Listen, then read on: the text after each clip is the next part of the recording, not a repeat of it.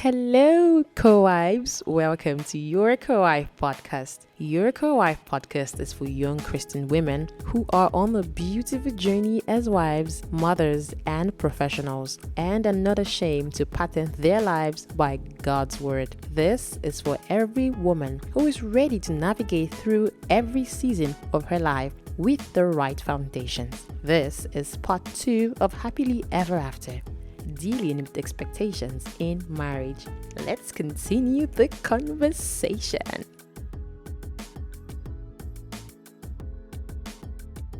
It is. I recently just read about it and it gave me a clearer picture of all of that.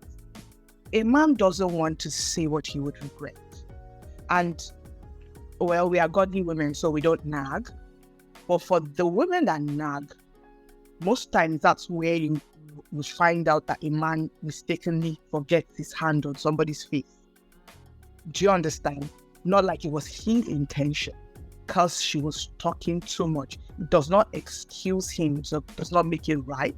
But sometimes we push this man to the wall, and before you know, they are doing something drastic, something they would regret. So most times, men tend to walk away. Just go cool off and think about this thing, come back with a better way to handle it. Some men, not all men, please mark me, not all men, but some men. This is me. I'm wondering, I don't like that. I don't know about Treasure if you like that. When we're I'm upset, I don't like that either. Women don't like that. Well, that is going to solve the problem. Oh yeah, for women, we want to be able to just talk, pour out everything. Like you say, you give the silent treatment, but when it is time for you to talk, I'm very sure you just pour everything out at once. Yeah, sure. And that's when you get to speak big grammar.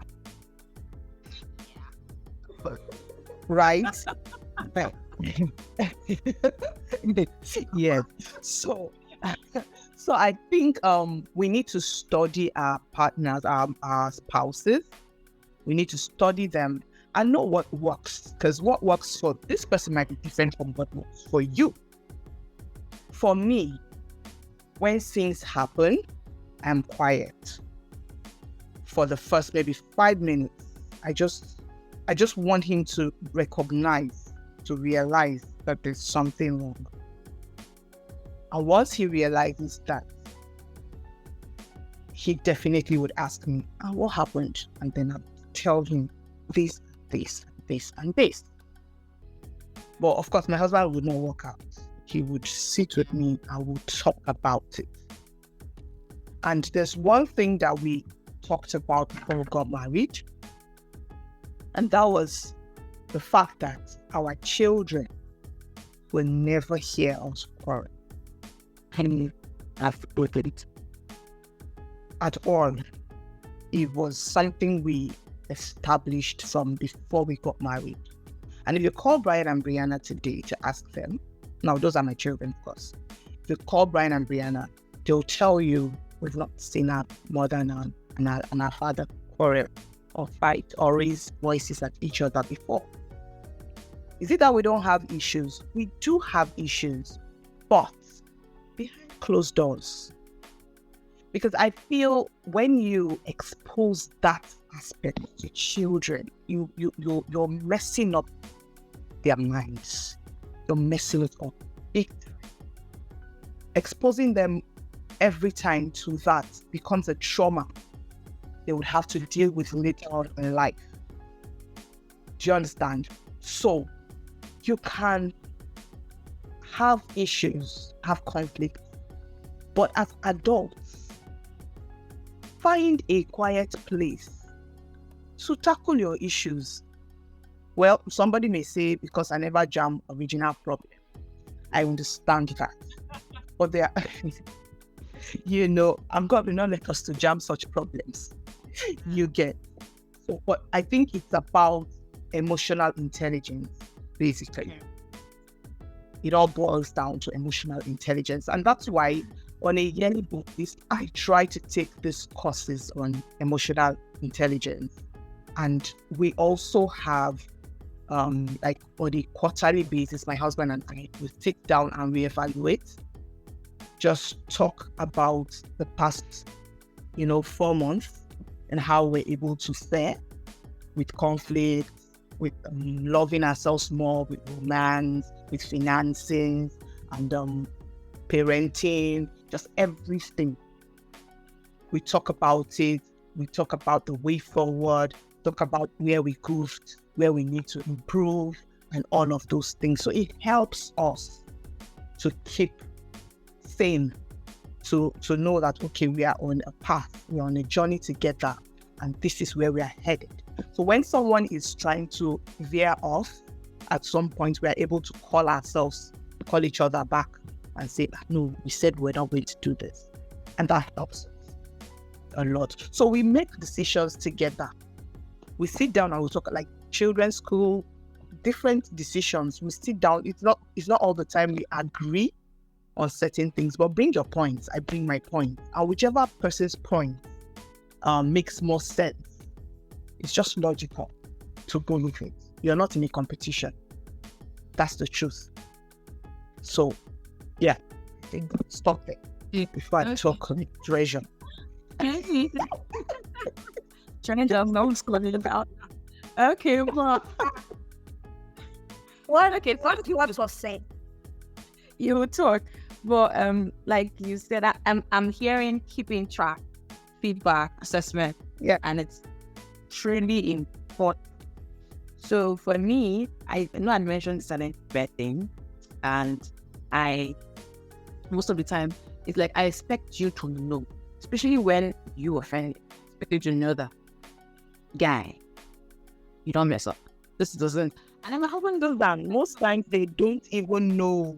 They don't know sometimes. How don't they know? I can't say that. We are different. You need to understand we are different. We are different. Sometimes men don't even know they have offended you. Some genuinely they don't know. Some know.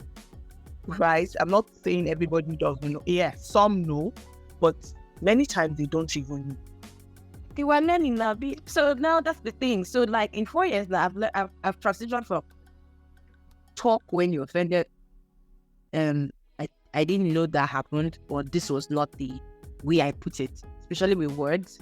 And then, so for him, he is more of the person that wouldn't want to talk when there's some sort of disagreement. He just wants to either listen, or if it's getting a bit heated, talking, he was like, okay, so first thing first, before I got married, he told me, girl, no matter what happens, don't shout, like, don't yell.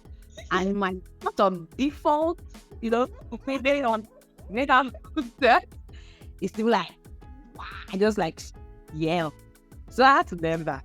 Thankfully, I don't yell. But then I now kind of made some sort of arrangement where I say some really not hurtful or insulting words, but they kind of land some sort of way. The words land.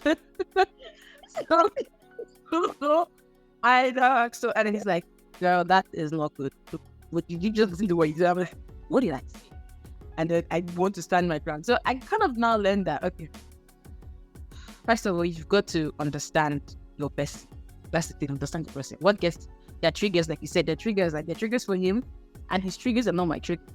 So I have to be them and just know how to walk around it. So now, and he too has discovered that I do not like to let things pass. My husband could be like, we've had an argument, we've not spoken all day. He left the house, maybe something, it might be very minor, but then he doesn't talk or say anything all day. And then if he says the message like, what's up? I'm like, what's up, wow? What's up, we? And then like, you don't know that. But I'm just giving like, fine. Wait, yes. Okay. What will you eat? All right. That kind of one liners.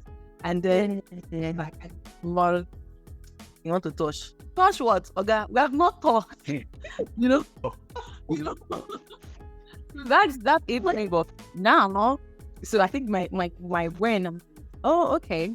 If he wants like, I'd give it to him and remember the conversation. So that, like, guy, this thing, if my mind, you know, makes it. And then he just goes, okay, I'm sorry, or I didn't even see it that way. And like you said, if you don't have this conversation, you just be carrying your head to your head up in the sky. You know, that kind of thing. So that's it for that. I completely agree. Okay, so I was saying that I never saw my parents fight. I'm older now, so I can sort of pick on the signals. But when I was way younger, I did not know anything. They would probably have a fight under our nose, and we didn't know anything. And it helped me. It helps me because even with my siblings, you hardly find us outside have disagreements. When we don't have to be the best of friends all the time, but because we understand that there's a place and there's a time. So I feel like for every human being, whether a man or a woman, there's a place and there's a time. And my partner knows that there's a place and there's a time for me. If we have a disagreement, we don't trash it outside. That's not the best place to get me because I'm not a very long. Yeah. I'm going to numb. You will not get pain from me. We should watch our dating laundry in public. God forbid, bad sin. Same goes for me. Doesn't matter how bad it is outside. We will always bring it home, lock the door, then soak our dating laundry. But personally, I'm not a silent treatment person, but I process things because I'm a lot more vocal than my husband. So I try not to use it against him. Because if I say it as it comes, I will say a lot more than he would say. A lot more. He will probably just say, I didn't see it that way, sorry. You understand? But I don't want to overwhelm him in the sense that I don't want him to feel small. And it's not about the choice of words. It's I know I have a strength when it comes to getting words out. And I know that his default is to be silent. So I always look at it from, if the roles were switched, would I like that someone just keeps throwing words in my face? I can talk for 1 hour. I will remember everything from last year, from when you did during courtship and you said sorry, and then you did it again and you said sorry, and you did I somehow, then your body did somehow, then somebody smiled at you. I will remember it all. I will write it down. And that one I don't play it. What I do is I process. I know my husband processes too, so it makes it easy for us. So sometimes I'm processing and it comes off as I'm giving an attitude or I'm not as responsive. You know, you're just not as lovey-dovey as you normally do, as you will normally be, and your partner knows. So when he asks me, like, babe, what's going on? Are you okay? I just say, I'm okay. This is what happened, but I'm still processing it. Sometimes just saying that makes it feel less of a burden on me.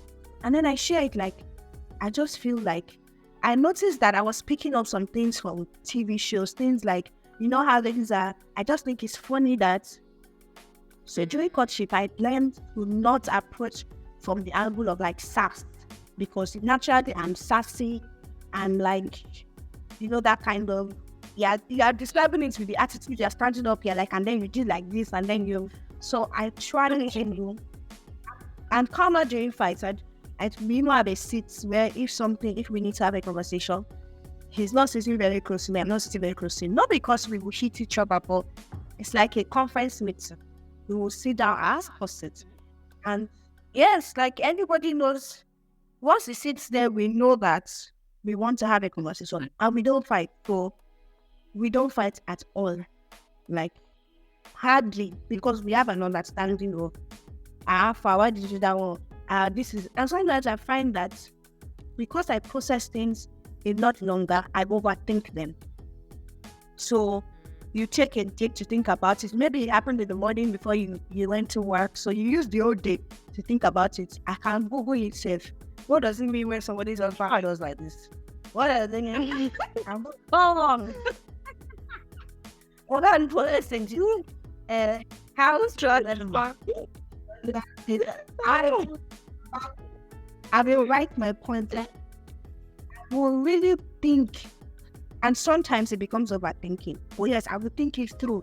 I don't want to have the conversation and then come back. I don't like that. Like you had the conversation, it's fine. Then you now remember something and your attitude comes back. No, I take my time to process.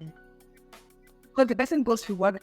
By the time you come back, before you come back in the check stage, when you come back, let's talk about this thing. I don't even say let's talk because I don't also want to put him in panic mood. So and so happened. When you come back, let's talk about it. And when he comes back, we discuss it. And I say, and the thing is also that I try to be very vulnerable because the default is to put a wall. Let me prove to him. Let me show him. Let me be quiet. Let me give him silent treatment because my husband is very quiet and I am the more outspoken one. So I can almost want to manage. So actually, what women here? Yeah. Oh, that's Yes. We have that person. So it's unfair to now be like, let me punish you by showing. Let me show you what it's like when it's quiet. He's not trying to be mean. He's just quiet. But if you run out of gas, that is viable or say, if you run out, don't come back. Just stay there. Don't come back. Come back. Thank you.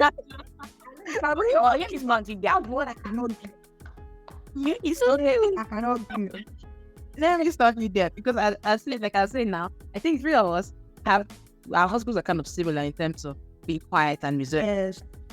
I think that's just their nature, and we the women on the other hand love to talk. So I guess we have to find a way to balance it out.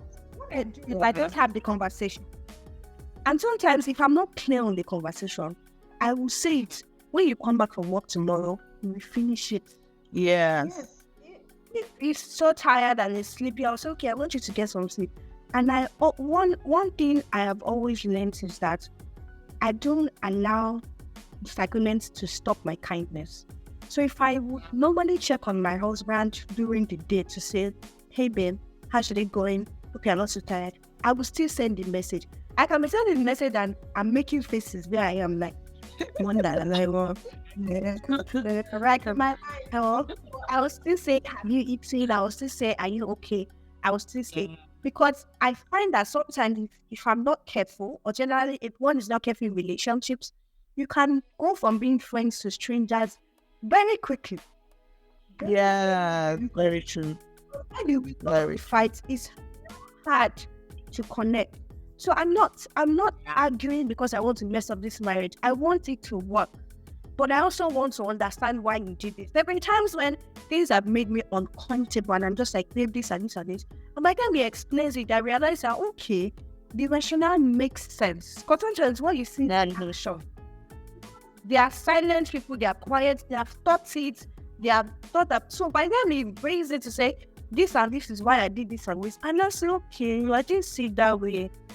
Oh yeah, I'm sorry. Oh yeah, come and hug me. Oh yeah, now they don't need to sit on the argument seat. Come and sit beside, like that kind of thing. But because they're also quiet, sometimes they can ease into coming back to being so lovey-dovey almost immediately, because their temperament is now they're retracted. Now they're step back. Now they feel like you don't trust them. So I don't allow a whole day to go without putting drops of kindness to remind him that I might not be happy with you. It doesn't mean that I'm not in your corner. If we need to fight, call me. We're still going to go at Gabriel. But right now, I'm not happy with you. But I wouldn't allow that to now make such a huge crack. You know, I will still make breakfast. I will still make dinner, serve a great day. Like all of that stuff. Because I also know that I have a weakness of malice. So I'm very quick to dispose of people. So because I know that I have a weakness of it, I will not let it start. My other can do it today, and if I start, we will not finish it. We will go to church for counseling. So because I am my weakness, we go allow it to start. It looks like I'm being too accommodating, but it's because I know that if it should get out of hand, it's me putting a crack. So now we discuss it. Sometimes after we discuss it, the next day, I remember everything I want to write. I can write 10 paragraphs. That's me. I will write it on document everything, send it to him. This is how I feel. I don't want to say it because I don't want to hurt you. Or when you come home, this is what we are discussing. This is how I feel. I'll write how I feel. And because men can easily distract themselves. So once they step out of the house and they get busy and people need them in different places, they can move around with their day while you are fighting. But you as the woman, you are at work. Everything. Oh, you just didn't care. But it's not because they are quick to distract. They can't think of fighting at the same time. It's the same thing with fight. It's our brain compartmentalization. Our brain. Then I will walk and I'll still be thinking, wow, I'm so hurt. Baba, I'm not about it. yeah, and it will not affect. It will affect your whole day because all you're thinking about is that. While they come back, most times they have even forgotten what happened. Did they see your face? That's the one that even gets for us the most. They've forgotten what happened in the morning. They come back all smiles, and you are still frowning in the house. And they are wondering, what's wrong with you? What happened? And you're like, so you cannot remember what happened this morning. Like sometimes I will watch messages while I work, just let it play in the background, because I understand that there's a frame of mind that if I get to, I'm not fighting the issue anymore. I'm fighting my partner. I will not allow to. Yeah. It extends so loudly. Somebody that will call and say, "As how's your day going?" Of course, there's still the undertone of his one-word answer. So I'll be saying yes, okay, fine. There, but it doesn't last because I don't allow the whole thing to repeat. It doesn't last. Yeah, it's hard. So if I'm being honest, when you have two different temperaments and you're the vocal one, you want to discuss it, it can be difficult to understand how a quiet person is just looking at you and like so hard. You just feel like they don't care. But I've learned, and even since courtship, I also have a dad that is quiet. So I've seen my mom work consistently with him over time about things, and I've seen how it's just that they are different. So you just find a balance to it. And once you know your partner, I don't that person cares.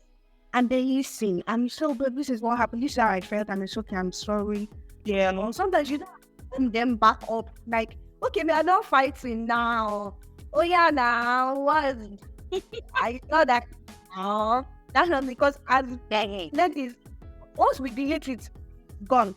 We have moved on. As long as it's rational in your brain, it made sense. Well, we still used to do that young girl. We still used to do that young girl, wanting them to still come and and I sometimes find it difficult to speak. We are finished fighting now. Oh yeah, no. Yeah, I don't.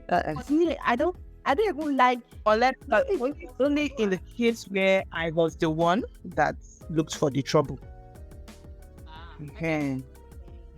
But if he's the one that looks for trouble, if he's the one that looks for trouble, I will not say. I find it very. I don't do younger. I don't. I want to like. I do younger very well though. I think you're like me, Trisha. I do not like when we're quarreling. I don't like that. So once we kind of trash it out, I'm already back to the game. And then I'm like, why are you now slow now? Like, guy, I just don't want that. You are that John. I'm so like that. And he's still like, it's not going to get out with lost giving my face. Like, but I don't like the quarrels. I don't like the quarrels. But when I'm the one that maybe looked for trouble, like I said, I would be quick to we have talked about it and say I'm sorry. Yeah. But when he's the one that I think I'm a helpless romantic, first of all. Yeah. Yes.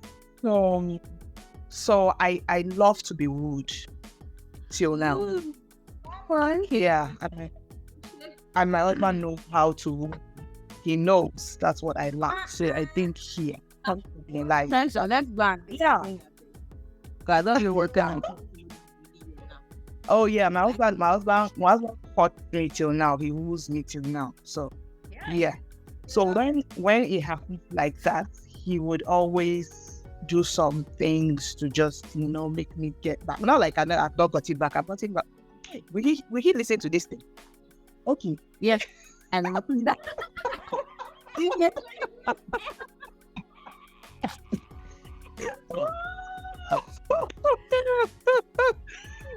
Okay, so most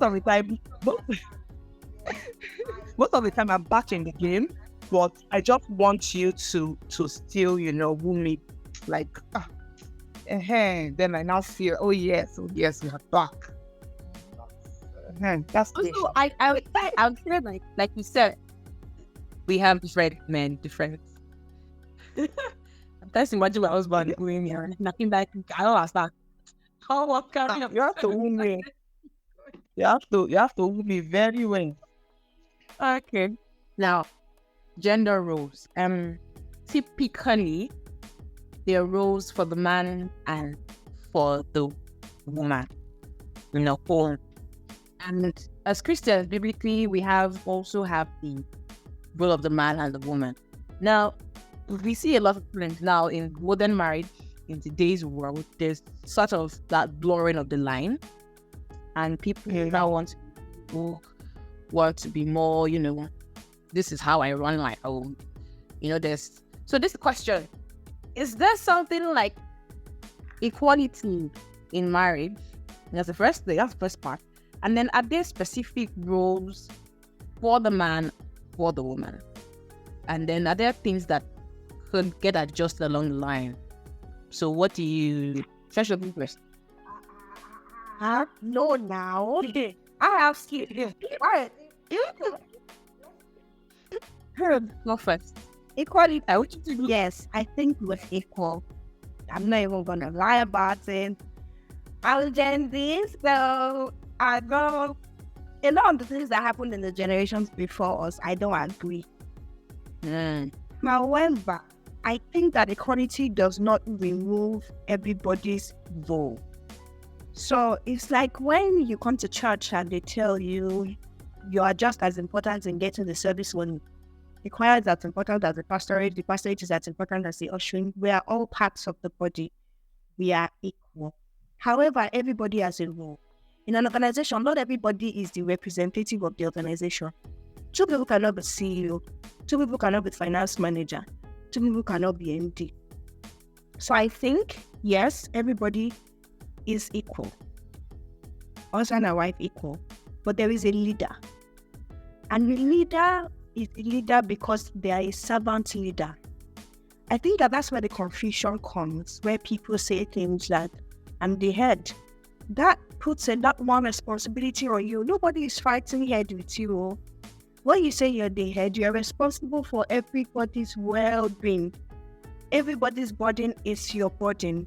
You're the intermediary between God and your family, because that's how it's supposed to be. You're supposed to be the priest of the home. I'm supposed to look up to you and be able to hear God when I hear you.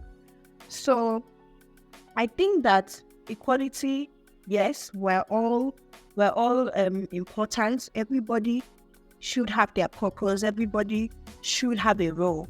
However, roles are different. You're the head. They said the woman is the neck. They say love your wife as Christ loved the church. I think the work is even hard. Christ loved the church. He died for the church. Yes, God. So, and that it's hard. But I'm not less than my husband. In fact, I'm expected, the behind the scenes people sometimes even do more than the people that you see. But in front to let him take the praises and let him take the responsibility. As a team lead, sometimes you get roles and then you come back and share it. And all you might just do is supervise. Just make sure that everybody is doing their work. But when your team is praised, you as lead You check the praises. Why? Because you are the face. If it failed, it would also have been you that they looked at. So yes, I think that the confusion is people thinking that equality then means that everybody does not have what that's assigned to them. Now, about working in a home, I don't think that there's one size that fits. I think it's finding what works for your home. So there are homes where husbands are chefs. The husband cooks for a living. He does not mind. It's not like it's like taking fish out of water to say, don't cook. He does not mind it at all. While there are homes where husband has never really entered kitchen, his mom always cooked for him. His own is to just eat and do the other things like wash the car and what's this other things that men do. All those things that has come off as manly. So I think that as Africans, what happens is that there are certain rules that if you see a man do, it's almost like it loses his respect. I don't agree. I think that you sit down in a home, this and this is what needs to be done. Who is going to do it? Not when you get married. In courtship, you discuss it. So, who do this? Who is going to do that? Is you, is me. So everybody knows their primary responsibility. Now, it doesn't mean that if a woman is pregnant and can't go to the kitchen or she's having a bit of nausea, the man cannot swing into the kitchen and make a nice soup or something. It doesn't mean that. And it doesn't make him small if he steps in to the role that is needed at the time. But your family has to have a structure. The structure of my family is completely different from the structure of a family. And sometimes people don't need to know. But no is when they will be insulting your husband that because it's the one that is washing things. It's you that not washing. I feel like sometimes people expose themselves to the scrutiny. You know the society we are in. If you were American, you can say, oh, brother, you know we are here. It's not that we even say what she said. So I lost the mood. She's been Keeping that treasure. Because I'm feeling like yeah, people do not have to know, but I feel the world has. I believe it. That's what I feel too. Set aside this stereotype of it doesn't have to be. What if my husband washes dishes, for Christ's sake? There's nothing wrong with that, and you should be okay. You need to change the narrative. That's what works. I want me. But then wisdom is profitable to them. You point boys things should also out there as well. People need to know that so that people are not in God and not. That's what I feel personally. So, for example, if you were eating in your house, will you wake up in the morning and say, cooking now, cooking to feed my husband, cooking, making his breakfast, lunch, and dinner? You will not necessarily. Okay, so I know someone that that constantly posts on his WhatsApp status. And I think 4 to 5 days a week, he's cooking for his wife. Yes, and he say he wants for it. Yeah, so he is not ashamed to say it. He's not ashamed in any way. He's proud of what he's doing because he's not feeling belittled in any way. This is my wife, and people say certain things like, woman wrapper, and I'm like, if he doesn't tie his wife's wrapper, whose wrapper should he tie? Seriously, because it's your wife.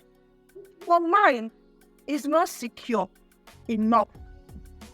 You don't go and test his security outside by exposing certain things that you know that he's not comfortable. Now there are people that they will do it, nothing. They will wash their wife's underwear, no shaking.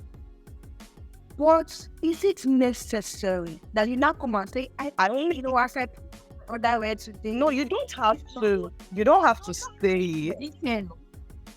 I was trying to say that I think that what we're trying to prove a lot of times to women is that I'm not under any man. He's as responsible as I am. So because of that, you expose the integrity of the structure of your home. If you have a platform to teach, I get that. To say, okay, I don't think there's anything wrong. Personally, I don't think there's anything wrong with a man cooking. If he say he will do all the work and the woman will bring in the money, these are people will fight. I don't have an issue with it. If he wants to be a stay at home dad, and that's the structure that works for you, let it work. We are not building a Nigerian marriage. We are building a godly marriage. There is no PSA in the Bible where he was said that your man cannot wash dishes. Jesus was washing people's feet. Imagine that. If he was now, they will say, this man, men will not respect him. It's not a guy. It doesn't work that way. However, I think people are trying to prove feminism to the point where they then belittle their husbands in the process of showing that he can do anything. If you have a secure man who doesn't have an issue, he doesn't care, that's fine. If you know your husband is still struggling with it, because just like we came from backgrounds where probably your mom did everything, a man came from a background and is trying gradually to, change the stereotype, change how men are seen and all of that. A lot of times in feminism, it's almost as though we're belittling them for doing the things that women are don't. And people now take it as a yardstick to not do anything. And being honest, maybe your generation is different though. I'm telling you, you find a Gen Z lady who is telling you, if they let me, I don't want to do anything. I want a maid for everything. Let me make that my husband be doing everything. I can bring in some money here, there, and there, but we will not spend it because his money will still spend. I get. So I think you're asking now. I totally get your argument. Throw your husband there because you want to prove feminism. No, you are a team. So if you are discussing things, you're saying in our family, everybody can do everything. Then you can make up and wash the car. It doesn't make your husband less. If you know engineering and you can fix certain things in the car, happy birthday for all of you. You've saved money. It's not that African. You are not proving a point every day. I think that's the issue. People come out and in the way to prove a point, they are embarrassing their families and the God community. If all of us as women in Christianity, we have agreed that our husband can do anything. It doesn't make him less. And the men too don't have a problem. We don't need to go and be shouting it. People will tell. It's because even within Christianity, there is still a divide. Then still down me that say, hey, it's your husband that carry your bag today. Killing people of nowadays. I don't know how you people do your food. Yeah. Because divide. So it's not as if we're fighting ourselves. I don't think it should be that way. Your character will show. I always tell my husband when I come to church and I see the men carrying the babies and they're carrying the wife's bag and I see the wife's trolley, tell him I like it. I like it. She has carried the baby for 9 months. If you can carry, you say you have power, you are going to the gym. Why is she still the one?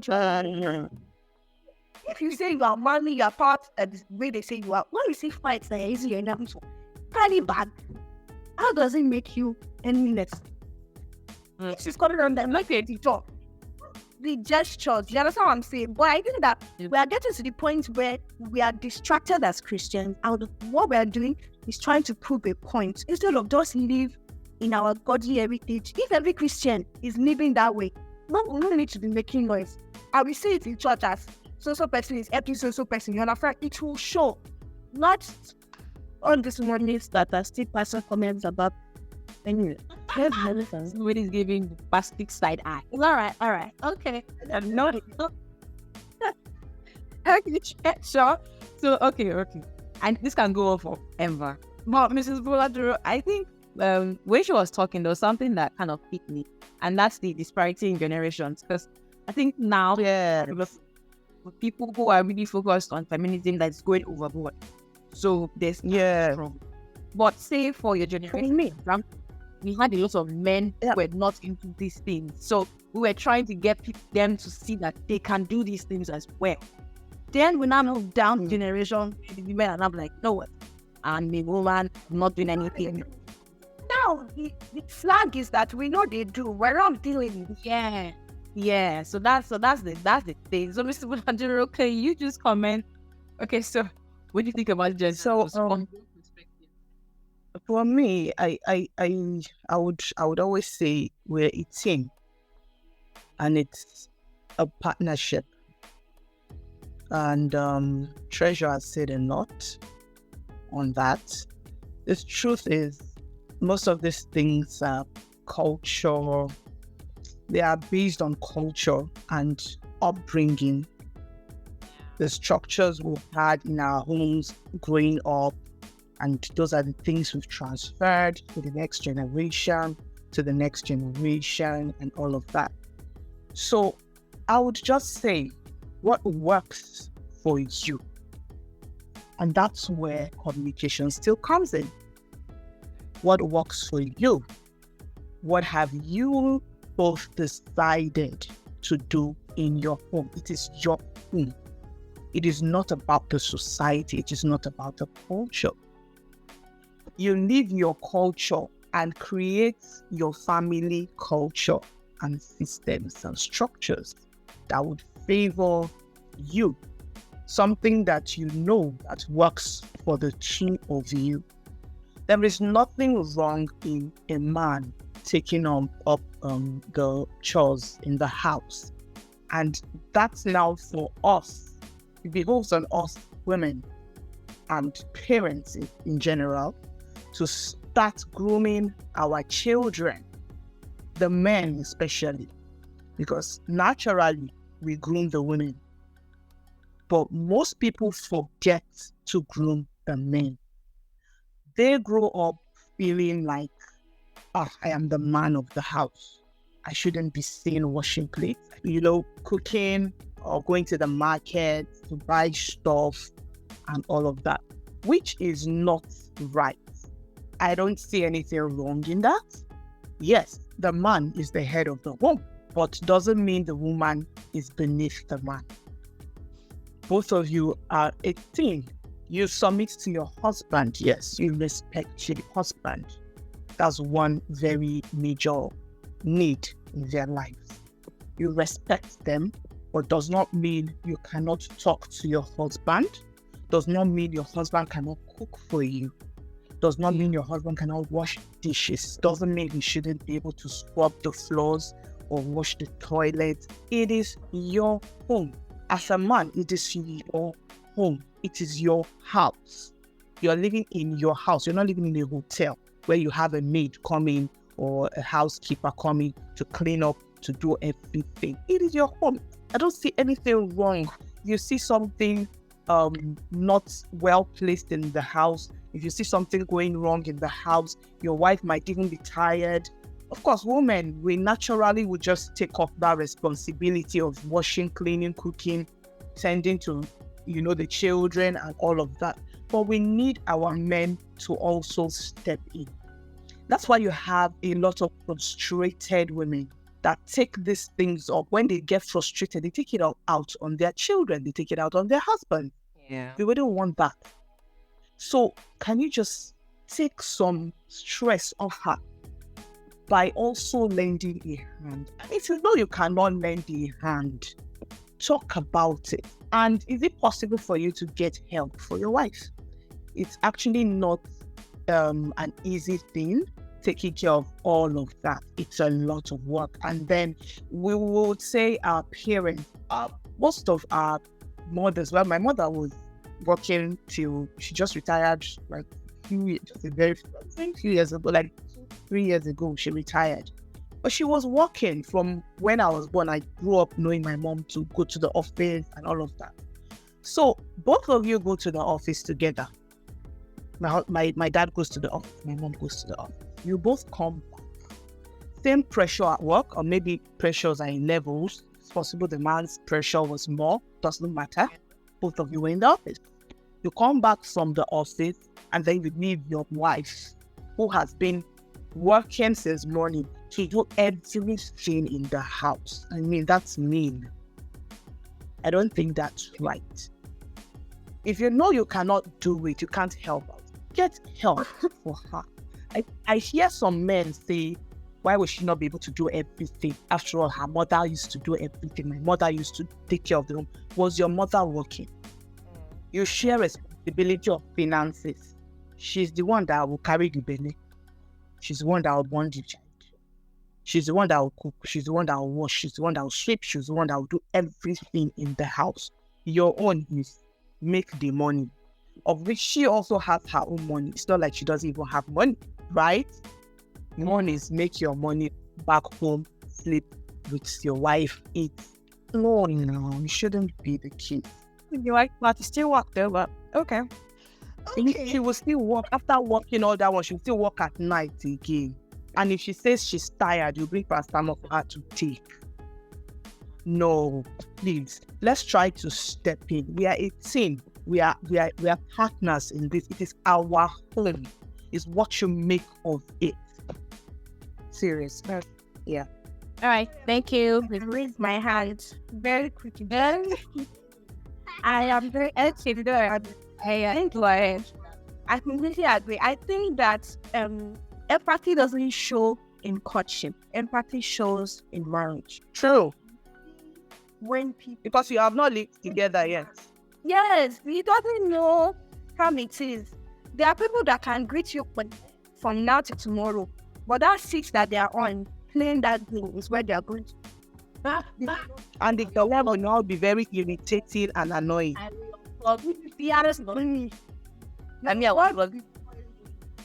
so I think that it's very important to also, you can see some signs. Check out if you're already going out to buy something. It's only you that is dragging all the load. Why? Why is that? I would say, collect this. I think you should collect that. I think you should carry this. I think you should. And sometimes we don't understand that we deserve the help. I think that's another thing that happens. We are called to suffer. You are not called to suffer. It's not here, and it will be very fast. Is the grooming most parents or mothers give to their daughters when you get to your husband's house?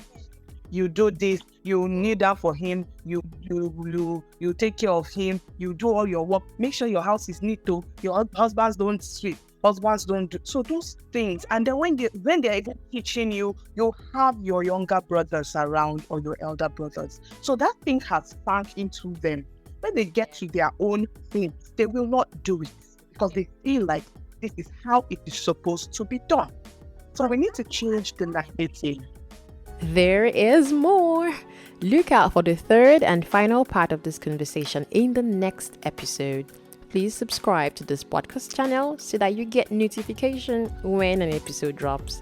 I'm looking forward to continuing the conversation with you, so please follow on the social media handle on Instagram at Your Co-Wife Podcast. If you want a more one-on-one approach or would like to share your take, your story, or you have a question as regarding the conversation, do send an email to yourcowifepod@gmail.com. yourcowifepod@gmail.com. In addition, join the community by subscribing to the Your Co-Wife Podcast newsletter, where we hang out and share encouragement and inspiration on this journey together. As a first-time subscriber, you get an e-copy of the I Am the Virtuous Woman prayer journal for free. See you in the next episode. God bless you.